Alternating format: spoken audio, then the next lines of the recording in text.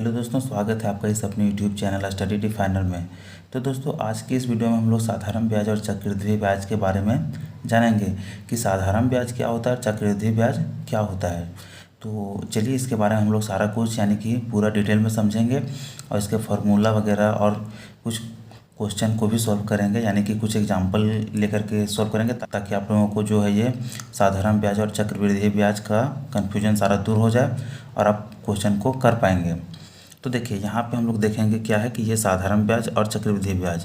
तो साधारण ब्याज को इंग्लिश में हम लोग सिंपल इंटरेस्ट के नाम से जानते हैं, यानी कि साधारण ब्याज, और ये वहीं पे चक्रवृद्धि ब्याज है तो इसको हम लोग कंपाउंड इंटरेस्ट के नाम से जानते हैं। इसका शॉर्ट फॉर्म हम लोग SI लिख देते हैं, तो ये सिंपल इंटरेस्ट हो गया, और कंपाउंड इंटरेस्ट को क्या लिखते हैं CI, ठीक है, यानी कि ये चक्रवृद्धि ब्याज। तो देखिए साधारण ब्याज और चक्रवृद्धि ब्याज इन दोनों में है कि कुछ टर्मोलॉजी यानी कुछ टर्म है जो कि दोनों में कॉमन होता है। तो इसमें सबसे पहले हम समझ लेंगे तो समझने में ज़्यादा आसान होगा। तो देखिए सबसे पहले आता है हमारा प्रिंसिपल, ठीक है, प्रिंसिपल आता है। तो प्रिंसिपल को हम लोग हिंदी में बात करें तो इसे क्या बोलते हैं, मूलधन, इसको मूलधन बोलेंगे, ठीक है। फिर आ जाता है हमारा इंटरेस्ट, ठीक है, इंटरेस्ट को हम लोग अगर बोले तो क्या होता है, ब्याज, हिंदी में से हम लोग ब्याज कहते हैं, ठीक है। फिर आ जाता है अमाउंट, अमाउंट यानी कि अमाउंट किसे कहते हैं, तो अमाउंट हम लोग हिंदी में से मिश्र धन कहते हैं, ठीक है। फिर आ जाता है टाइम, टाइम को हम लोग हिंदी में समय कहते हैं, और एक आ जाता है आर यानी कि रेट, रेट को क्या बोलते हैं, दर। तो ये देखिए क्या कि दोनों में कॉमन होता है, ठीक है। मूलधन साधारण ब्याज के लिए भी होता है और चक्रवृद्धि ब्याज के लिए भी। इंटरेस्ट यानी कि ब्याज दोनों में होता है, उसी तरह से मिश्र धन दोनों में, समय दोनों में, और दर जो है वो दोनों में होता है, ठीक है। तो आई होप कि आप लोग यहाँ तक समझ गए होंगे। अब हम लोग चलिए जानते हैं कि मूलधन क्या होता है। तो देखिए मूलधन क्या होता है ना कि जो हम लोग कुछ अमाउंट हम लोग का जो होता है, जैसे कि जो अमाउंट हम लोग किसी को देते हैं या फिर लेते हैं उसे ही हम लोग क्या बोलते हैं, मूलधन।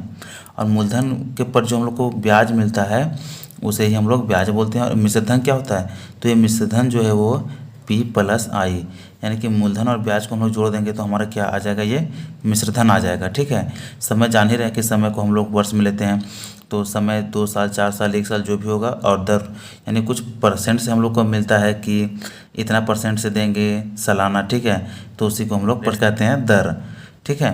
जैसे कि अगर एक एग्जांपल हम लोग लेते हैं, तो जैसे कि मान लेते हैं कि हम लोग 100 रुपया कहीं से उधार लिए, ठीक है, यह कहीं से उधार लिए, तो ये हमारा क्या हो गया, ये हमारा मूलधन हो गया। और इस पर हम लोग को मान लेते हैं कि 10 रुपया इंटरेस्ट मिला, कितना मिला, 10 रुपया इंटरेस्ट मिला। अभी दोनों को जोड़ देंगे तो 110 रुपया, ये हमारा क्या आ जाएगा, ये हमारा मिश्रधन हो गया, ठीक है, ये हमारा मिश्रधन हो गया। और कितने समय में हुआ, तो ये हमारा जो 10% का रेट है वो मान लेते हैं कि 1 साल में हुआ, ठीक है। यानी ये जो हमारा 10 रुपया ब्याज बढ़ा वो कितना में, 1 साल में, तो हमारा 1 वर्ष यानी 1 ईयर जो है समय हो गया। और रेट कितना था, 10%, तो ये रेट हमारा कितना आ गया, 10%, ठीक है। तो यहाँ तक आई होप कि आप लोग अच्छे से समझ गए होंगे। अब चलिए नेक्स्ट हम लोग बात करते हैं इन दोनों के बारे में, समझते हैं कि अब साधारण ब्याज और चक्रवृद्धि ब्याज क्या होता है। यहाँ तक तो हम लोग दोनों का जो कॉमन टर्मिनोलॉजी था उसे हम लोग समझ लिए। अब चलिए नेक्स्ट हम लोग दोनों को समझते हैं, ठीक है। तो यहाँ से इधर देखिए, इधर हम SI के बारे में लिखेंगे और इधर CI, ठीक है, यानी कि यहाँ से आप लोग को समझ आना है कि ये साधारण ब्याज का बात हो रहा है और ये चक्रवृद्धि ब्याज का। तो जैसे कि मान लेते हैं कि हमारे पास 100 रुपया है, ठीक है, हमारे पास कितना है, 100 रुपया का अमाउंट है। अब हम लोग को जो है वो 10% हर साल के रेट से जो है वो इंटरेस्ट यानी कि ब्याज बढ़ रहा है। तो 1 साल में कितना बढ़ेगा, तो 1 साल में 100 का 10% देखेंगे तो 100 गुना 10 बटा में 100, इससे ये कट जाएगा और कितना बचा, 10, ठीक है, यानी कि कितना हो गया, 10। तो हम लोग का SI सिंपल इंटरेस्ट यानी कि इंटरेस्ट कितना मिल गया, 10 रुपया, ये कितना में, फर्स्ट साल में, ठीक है, यानी कि फर्स्ट ईयर में, फर्स्ट ईयर में हम लोग को कितना हो गया, 10 रुपया इंटरेस्ट बढ़ गया। और फिर नेक्स्ट हम लोग साल का बात करते हैं, तो नेक्स्ट साल में हम लोग का क्या है ना कि साधारण ब्याज में क्या होता है कि जो हमारा मूलधन है उसी पे इंटरेस्ट मिलता है, यानी उसी पे केवल ब्याज मिलता है। तो हमारा मूलधन कितना था, 100 रुपया था, तो फिर से हम लोग दूसरा साल में भी कितना मिलेगा, 100 पर कितना मिलेगा, 10% ही, यानी कि 10 बटा में 100, फिर यहाँ से यहाँ कटा, फिर से यहाँ से 10 रुपया, यानी कि सेकेंड ईयर में भी 10 रुपया ही मिला।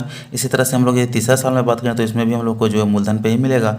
तो मूलधन कितना था, 100 रुपया, और फिर यहाँ से हम लोग का रेट 10% था, बटा में 100, देखिए फिर कितना मिल गया, 10 रुपया, और ये कितना हो गया थर्ड ईयर का। ठीक है, यानी कि हम लोग देखते हैं तो 3 साल में जो टोटल हमारा SI यानी कि इंटरेस्ट जो बना, सिंपल इंटरेस्ट, वो कितना बना 10 20 और 10 30 रुपया, ये हमारा इंटरेस्ट बना। और अगर हम लोग अमाउंट का बात करते हैं यानी कि मिश्र धन का, किसका, मिश्र धन का। ठीक है, तो मिश्र धन हमारा क्या होता है कि मूलधन प्लस में ब्याज। तो मूलधन हमारा कितना था 100 रुपया और ब्याज कितना हो गया 30 रुपये, यानी कि कितना हो गया टोटल 130 रुपया। ये 130 रुपया ये हमारा क्या हो गया, तो ये 130 रुपया हमारा अमाउंट निकला साधारण ब्याज से 100 रुपया पर। ठीक है, और कितना में, तो ये हमारा निकला ये 3 ईयर्स में। ठीक है, यानी 3 साल में। अब हम लोग बात करते हैं कंपाउंड इंटरेस्ट। ठीक है, तो कंपाउंड इंटरेस्ट यानी कि चक्रवृद्धि ब्याज। तो देखिए चक्रवृद्धि ब्याज क्या होता है ना, ये ब्याज पे ही ब्याज मिलता है। ठीक है, इसमें हम लोग देख रहे थे कि जो हमारा प्रिंसिपल 100 रुपया था, मान लेते हैं कि हमारा प्रिंसिपल कितना था 100 रुपया, तो हमको जो भी मिला, ठीक है, यानी जो भी इंटरेस्ट मिला वो कितना पे मिला है 100 रुपया पे भी। पहले साल में भी 100 रुपया, दूसरे साल में भी 100 रुपया पे, तीसरा साल में भी 100 रुपया पे ही मिला। ठीक है, तो ये हमारा क्या था, ये साधारण ब्याज था। अब यहाँ पे चक्रवृद्धि ब्याज में हम लोग देखते हैं तो यहाँ पे भी हमारा मान लेते हैं कि अमाउंट कितना है, यानी कि प्रिंसिपल मूलधन कितना है 100 रुपया। ठीक है, यहाँ भी 100 रुपया और यहाँ भी 100 था, तो यहाँ भी हम लोग 100 ही ले रहे हैं, तो ज़्यादा क्लियर होगा। अब देखिए पहला साल में है कि ये जो है 10% रेट कितना चल रहा है 10% ही। ठीक है, रेट में हमारा 10% ही है, तो यहाँ लिख देते हैं रेट बराबर कितना है 10%। तो पहला साल में हम लोग को कितना हो जाएगा, तो 100 गुना 10 बटा में 100, इसे ये कट गया और कितना आ गया 10 रुपया। कितना साल में, ये फर्स्ट ईयर में। ठीक है, पहले साल में कितना हो गया हम लोग का 10 रुपये मिला। अब हम लोग को जो दूसरे साल में हम लोग मिलेगा वो कितना पे मिलेगा, तो ये हमारा जो प्रिंसिपल है और ये जो ब्याज आया 10 रुपया, अब हम लोग को कितना हो जाएगा टोटल 100 और 10 110, यानी कि ये अब 110 रुपया पे हम लोग को मिलेगा। ठीक है, क्या बोले कि ये जो चक्रवृद्धि ब्याज चलता है वो क्या बोले थे हम कि ब्याज पे ही ब्याज मिलता है, तो ये जो हम लोग का ब्याज 10 रुपया मिला ये भी इसी में ऐड हो जाएगा। और अब हम लोग का नया प्रिंसिपल यानी कि मूलधन कितना हो जाएगा 110 रुपया। अब 110 रुपया और रेट कितना है 10% ही, तो यहाँ से हम लोग 10 लिखेंगे, फिर बटा में 100, 2 जीरो यहाँ से यहाँ कट गया, कितना हो गया 11 रुपया। ये कितना हो गया सेकेंड ईयर में, यानी दूसरे साल में हमको कितना मिल गया 11 रुपया। पहले साल में कितना था 10 रुपया, अब और पहले साल का अमाउंट कितना था 110 रुपया। ठीक है, अब यहाँ पे हम लोग तीसरे साल का बात करते हैं, तो तीसरे साल में अमाउंट कितना आ जाता है, तो यहाँ से हम लोग 110 और एक ये 11, ये दोनों जुड़ जाएगा ये। ठीक है, यानी कि ये और ये जो है से जुड़ जाएगा, तो जुड़ने के बाद जो आएगा वो हमारा अमाउंट आ जाएगा। ठीक है, और वही अमाउंट फिर क्या है कि तीसरे साल के लिए प्रिंसिपल बन जाएगा, यानी कि मूलधन बन जाएगा। तो कितना हो जाएगा, हम लोग यहाँ से जोड़े 110 और 11, 110 और 11 कितना हो जाएगा 121। ठीक है, तीसरे साल के लिए यही मूलधन हो गया 121 हो गया। अब इस पर फिर रेट हम लोग का 10% ही है, तो यहाँ से 10 और बटा में 100, 1010 यहाँ से ये यहाँ आ गया। ठीक है, यानी कि 12 रुपया 10 पैसा। ठीक है, तो इसमें हम लोग कितना मिल गया 12 रुपया 10 पैसा, ये कितना हो गया, ये थर्ड ईयर का हो गया। ठीक है, यानी तीसरे साल में हम लोग को 12 रुपया 10 पैसा हो गया। तो इस तरह से यदि हम लोग टोटल देखते हैं तो टोटल हम लोग को इंटरेस्ट कितना मिल गया, टोटल यहाँ से हम लोग देखें तो कितना हो गया 11, यहाँ से 10 हो गया पहले साल में, दूसरे साल में 11, यानी कि 21 हो गया।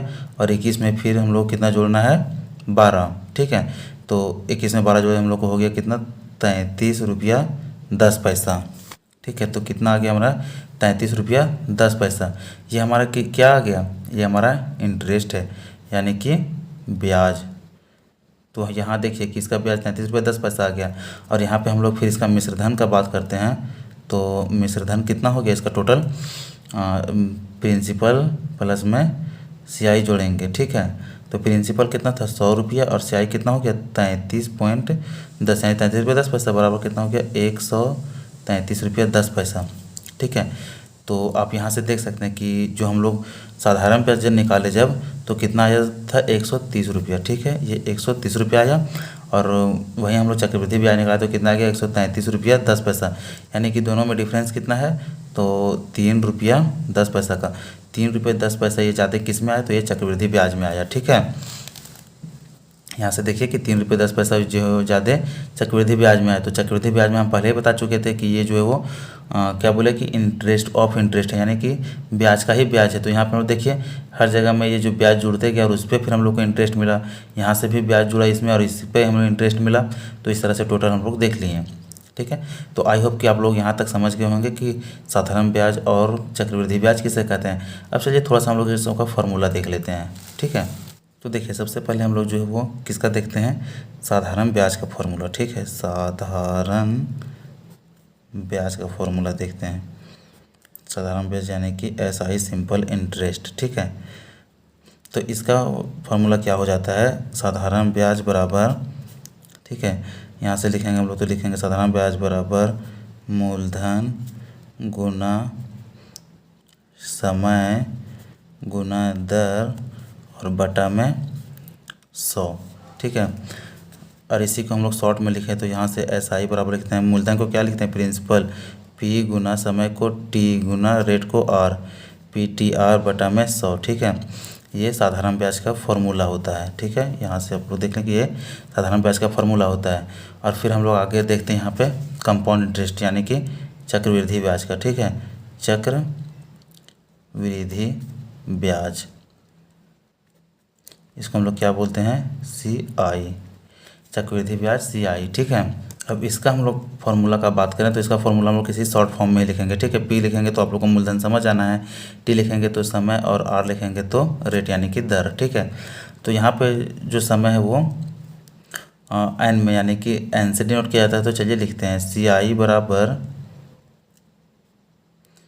P इंटू 1 प्लस R बटा में 100 का पावर N। ठीक है, N को हम लोग क्या समझेंगे, यानी कि N is equal to time. ठीक है, यानी समय, N के बराबर समय होता है। R से रेट हम लोग जान ही रहे हैं, R से रेट होता है और P से ये प्रिंसिपल। ठीक है, यानी कि मूलधन। तो यहाँ तक हम लोग समझ गए ये किसका फॉर्मूला है, साधारण ब्याज का, और ये किसका फॉर्मूला है, तो ये चक्रवृद्धि ब्याज का फॉर्मूला है। तो आई होप कि आप लोग साधारण ब्याज और चक्रवृद्धि ब्याज में अंतर और कहते किसे हैं और इन दोनों का फॉर्मूला आप लोग समझ गए होंगे। तो नेक्स्ट वीडियो में हम लोग इस पे पेस्ट क्वेश्चन को सॉल्व करेंगे और देखेंगे कि क्वेश्चन को सॉल्व इस फॉर्मूला के माध्यम से किस तरह से किया जाता है। तो यदि वीडियो आप लोगों को पसंद आए तो वीडियो को लाइक करें, चैनल को सब्सक्राइब कर बेल आइकन प्रेस कर लें ताकि इसी तरह के लेटेस्ट वीडियो का नोटिफिकेशन आप लोगों तक पहुँच सके।